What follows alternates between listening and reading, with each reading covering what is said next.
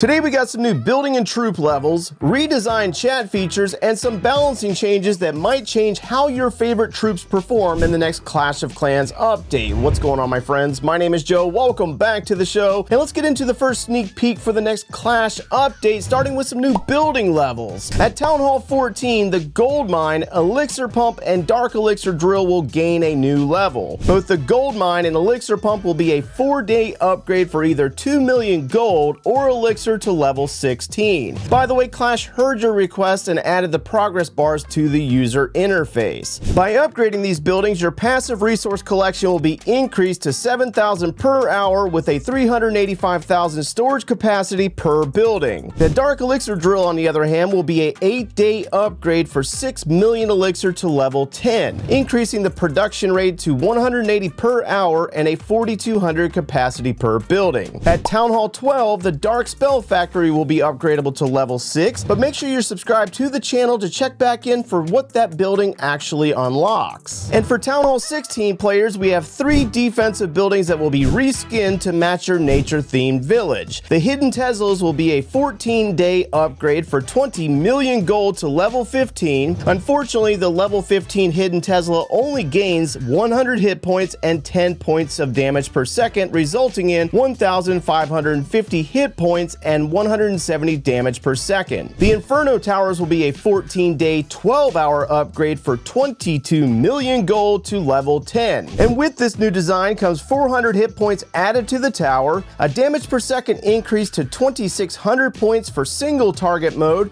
and 120 points to multi-target mode. The number of targets will remain the same as the previous level. The Scatter Shots will be a 15-day upgrade for 22.5 million gold to level 5. This new Scatter Shot level gains 310 hit points and only 5 points of damage per second, resulting in 5,410 hit points and 190 damage per second per building. Also, all 8 of the Seeking Air Mines will become upgradable to level 6, with an additional 100 wall segments being unlocked, so you can upgrade a total of 250 walls to level 17. We also got some new troop and siege machine levels coming. If you are a Town Hall 16 with a level 14 laboratory, the minion can be upgraded to level 12. The Hog Rider will move up to level 13. The Bowler goes to level 8, and the Baby Dragon will also go up to level 10. And then, of course, once those upgrades are complete, that will automatically upgrade their Super Troop counterparts, with the Super Minion going to level 12, the Super Hog Rider level 13, Super Bowler level 8, and the Inferno Dragon level 10. There will also be a new level added to the Siege Barracks at level 5, which will now generate 2 free P.E.K.K.A.s instead of 1.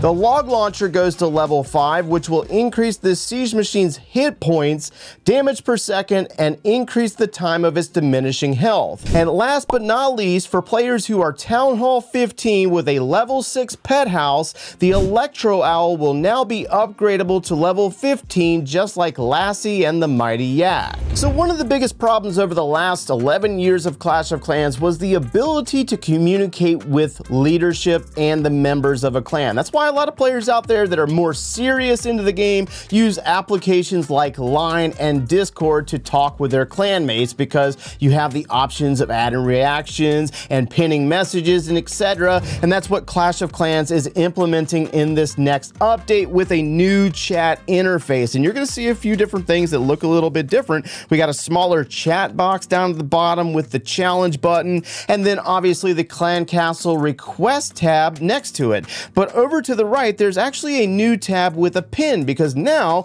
you can actually pin messages and save them or remove them for your clanmates. And then we also have chat and system messages can now be pinned to the top of the chat view. New tab dedicated to pin messages, that's that thing on the right, and only elders and above can pin a message. So to keep that in mind, elders can also pin messages. So all you have to do is select it by holding your finger on the screen. It'll bring it out or pop it out. out, and you can select pin and it will go into the pin tab showing a notification. So hopefully that players that are a little bit more serious will actually click on that notification and read your message as a leader or an elder, etc. Now also you can select it again and unpin it, or you can have clan members leave a reaction, because we have, looks like 5 different options: thumbs up, thumbs down, a heart, etc., etc. These are predetermined emojis and everybody can select it and add a reaction to your messages. So this is actually a really cool feature that I hope that they build upon in later updates to include emojis, because you know some of their other titles like Brawl Stars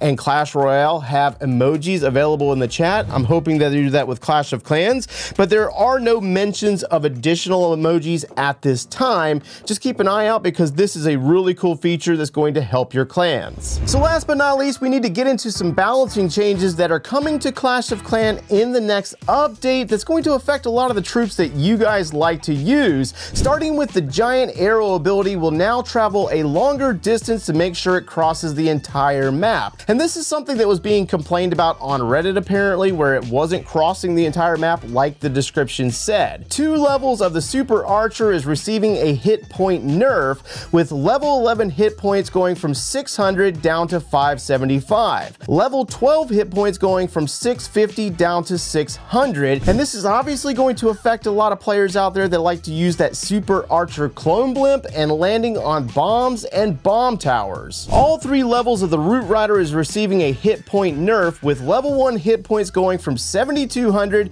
down to 6,650, level 2 hit points going from 7,600 down to 7,050, and level 3 hit points going from 8,000 down to 7,400. And I'm going to show you a replay at the end of the video that really shows the difference on those level 3 Root Riders. And 3 levels of Super Barbarian will also see a massive hit point nerf, for level 10 hit points going from 1,250 down to 1,200, level 11 hit points going from 1,400 down to 1,300, and level 12 hit points going from 1,500 down to 1,350. On the plus side for dragon users out there, the level 11 dragon will gain a 100-point hit point buff. The Super Dragon will also gain some hit points for both level 10 hit points going from 7,100 up to 7,200, level 11 hit points going from 7,400 up to 7,600. And the Electro Dragon will also get some hit points added to level 6 going from 5,100 to 5,200,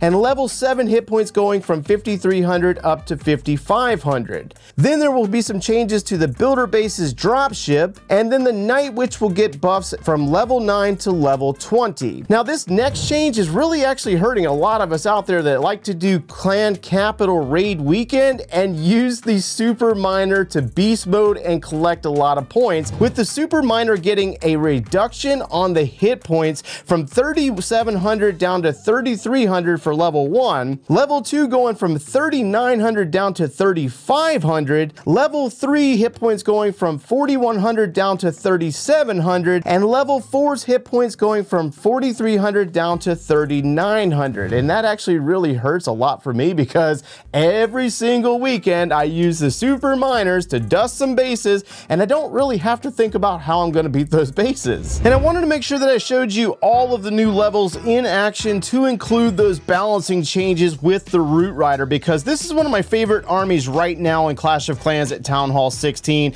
and that is the Queen Charge Root Rider attack that's super powerful, at least in the current version that you're playing right now. So we do have a Queen coming in, she's taking down the Monolith, and we're working our way towards clearing some Expos, maybe taking out some Clan Castle troops, as well as the elimination of maybe 1 or 2 of these multi-target Inferno Towers. Now those Inferno Towers do have new levels, but they're really about the same as they were before, not a lot of increase on the points themselves. We also have the Barbarian King on the far right running with the Spirit Fox. Now this is where we're going to get to see those Root Riders in action when they come in the base. The Queen's going to take down down the Inferno Tower, go into the multi-target Archer Tower, and then we got our Root Riders with our Grand Warden and the Battle Drill, and they're going to work their way down into that Ricochet Cannon and into the core of this base where there is a Poison Spell Tower, which just launched on the Archer Queen. Works out perfectly because it takes the pressure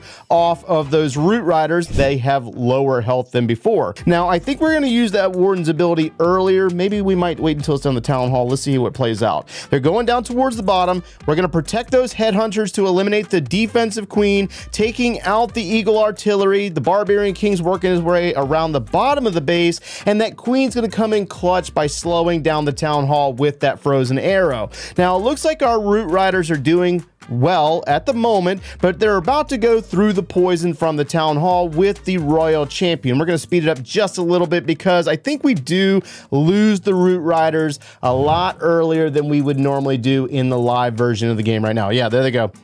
They're on the outside of the base. Looks like they did survive this particular attack, but there were a couple of instances where I did some testing and we did lose them very early on. So Town Hall 16 does feel a little bit more difficult than it once did, but let me know down in the comments below what you think about these changes.